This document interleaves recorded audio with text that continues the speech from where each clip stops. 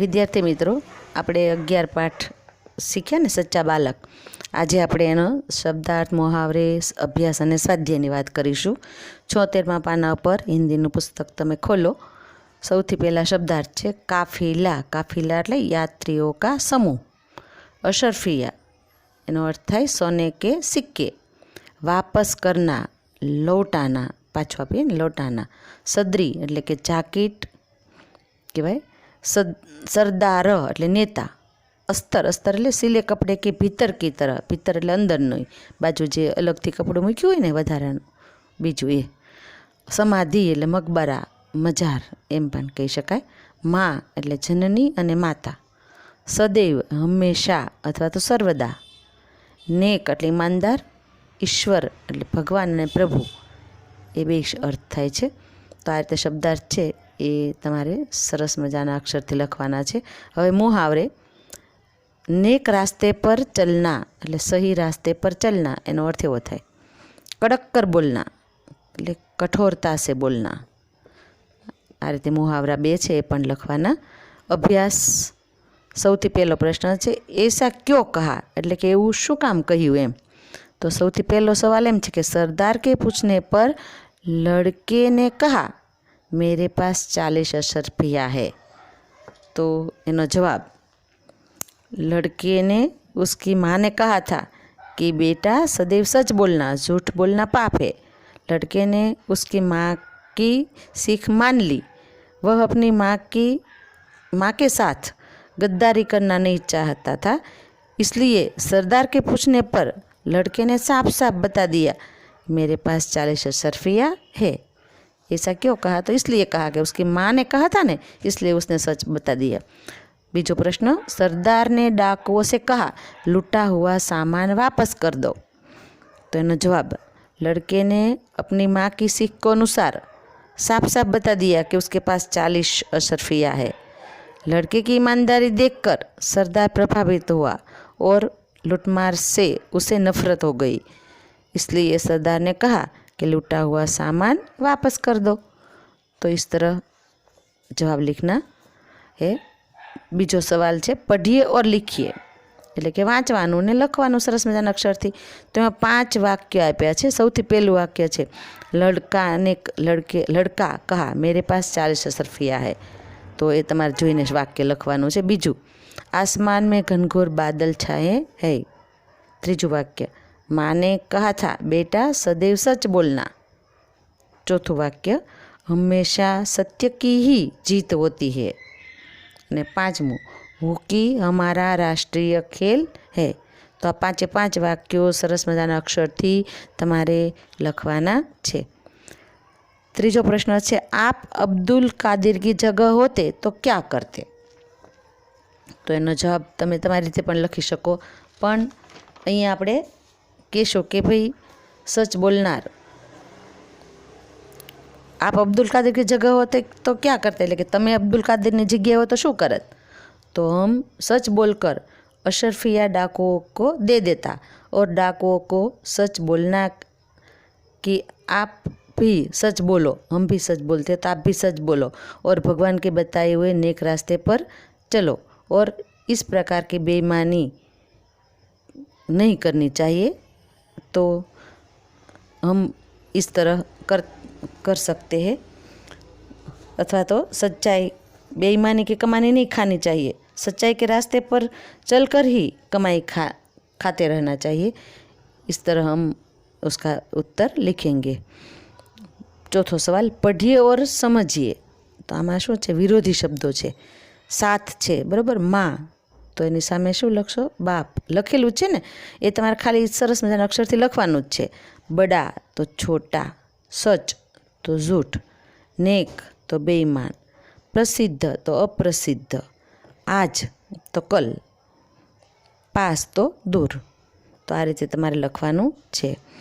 सच्चा बालक कहानी का कथन एवं लेखन कीजिए. तो आ पाठ आपणे जे समझ्या ने एने आधारे तमे थोड़ा वाक्यों में વાત તમારે જે યાદ રહે એ લખી શકો. રફ નોટમાં લખવાનો પ્રયત્ન કરજો બાળકો. હવે પાના નંબર 77 એમાં એક હિન્દી દૈનિક પત્ર દૈનિક પત્ર એટલે ખબર છે ને, છાપું, એ ક્યાંથી પ્રગટ થયું, કઈ તારીખે થયું, બધું જો તમે વાંચો ને આખું પાનું, સરસ મજાની એક ગણેશની મૂર્તિ છે, તો એની નીચે જે લખેલું છે એ સરસ મજાના અવાજથી, ઉચ્ચારથી તમારે વાંચવાનું છે, તો જ તમે એના સવાલના જવાબ છે એ લખી શકશો. 77મા પાના પર વાંચવાનું. અને 78 પાના ઉપર સૌથી પહેલો સવાલ છે, અખબાર મેં છપા સમાચાર કબ પ્રસિદ્ધ હુઆ, એટલે કે છાપામાં જે સમાચાર છે ક્યારે પ્રસિદ્ધ થયું છાપું. તો એનો જવાબ શું છે? અખબાર મેં છપે સમાચાર 28 अगस्त 2011 के दिन प्रसिद्ध हुआ. बराबर. तो आ रीतेनो जवाब लखवानो.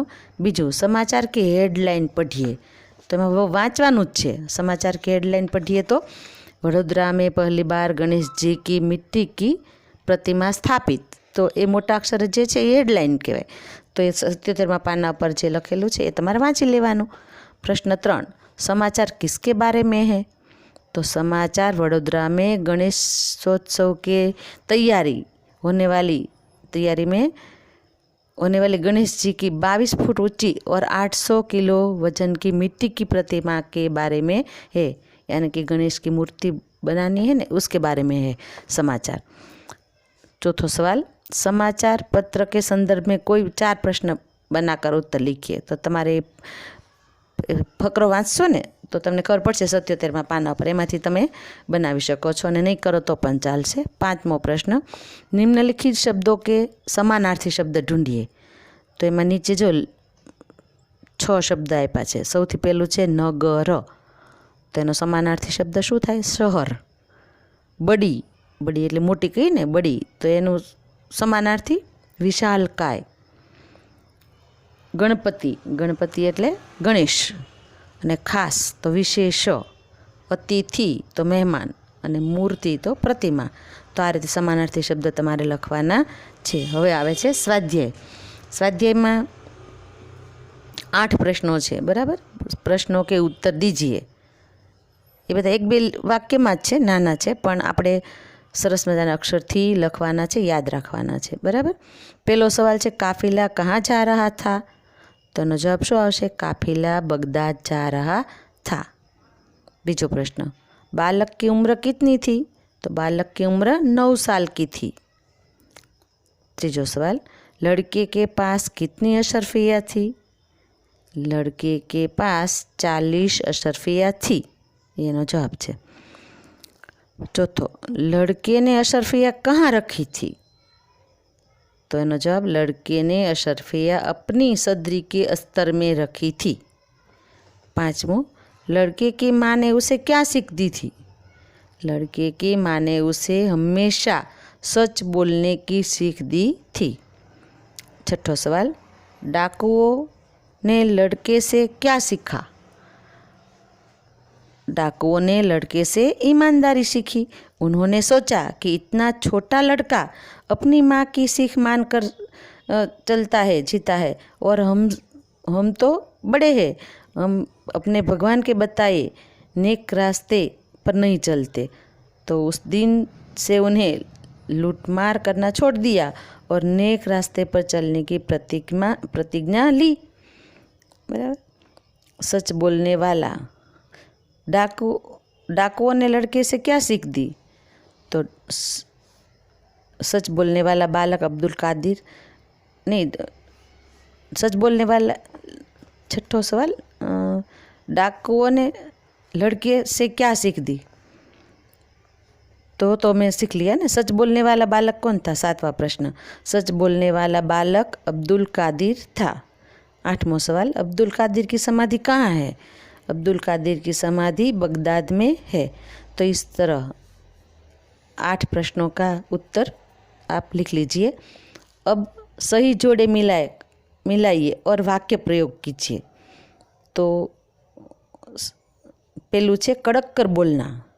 कड़क कर बोलना एनो जवाब छे सामे जे आप्या छे ने एमां 7 छे, 2 वधारे छे, तो 2 छे आपणे नहीं लईए. सौथी पहेलुं छे कड़क कर बोलना, तो एनी सामे जवाबमां शुं लखशुं? कठोरता से बोलना. पछी बीजुं छे घूंटने टेकना. घूंटने टेकना एनो जवाब सामे शुं आवशे? 5मो छे ने हार मानना, ए लखवानुं.